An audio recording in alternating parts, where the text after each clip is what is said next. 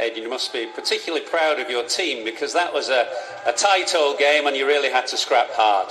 Yeah, once again, we've had a few of those so far this comp, but specifically today's one, probably you get into those last 3 overs and it looks like the odds will be heavily against you, and for the bowlers to hang in there, have really good plans and ultimately get the execution right. Shows a lot of skill, but I think it comes from deeper, and that fight and spirit, like you mentioned, helped us a lot at the back there. 163, a kind of middling score. What did you feel at the halfway mark? I mean, pitch was a bit slower than perhaps we've seen here already in St Lucia. Yeah, that was sort of the message after the power play.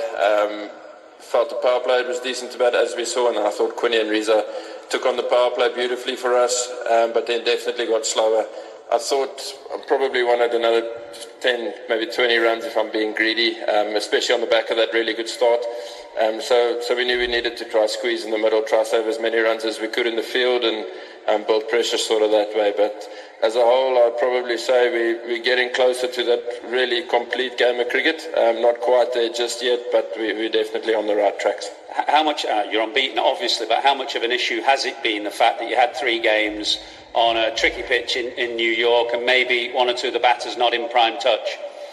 Yeah, it was always going to be a challenge, but I think we've seen now coming this side, you just need 1 or 2 to have a really good day for you and others to just chip in. So Quinny's been good for us the last 2, Davey Miller's been chipping in around so far throughout the comp, and we just sort of have trust in each guy on their day that they're able to put in a good performance to get us to a good target or to chase down a target. So not looking too deeply into it, trusting the guys, trusting their abilities and allowing them to really fully express themselves. You mentioned that the bowlers got their plans right in the end. There was just a little patch there, 15th, 16th, 17th overs, I think. Did you have to really kind of recalibrate your plans and re-emphasise that actually pace off and into the pitch could be useful as well? Yeah, it's always a tricky one. You want to sort of see the bowler's best skills. Might be a Yorker, it might be pace off. You want to give him the freedom to bowl his best ball first and then before changing to conditions, I feel.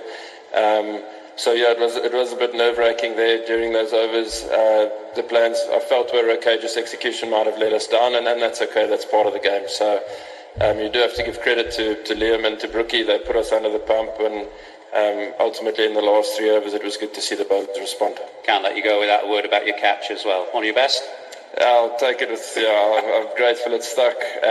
Your mind races as a captain and you sometimes find yourself drifting a bit in the field, but happy to hold on to it. I think it made a big difference. It certainly did. Unbeaten. Well done. Thank you. Thanks.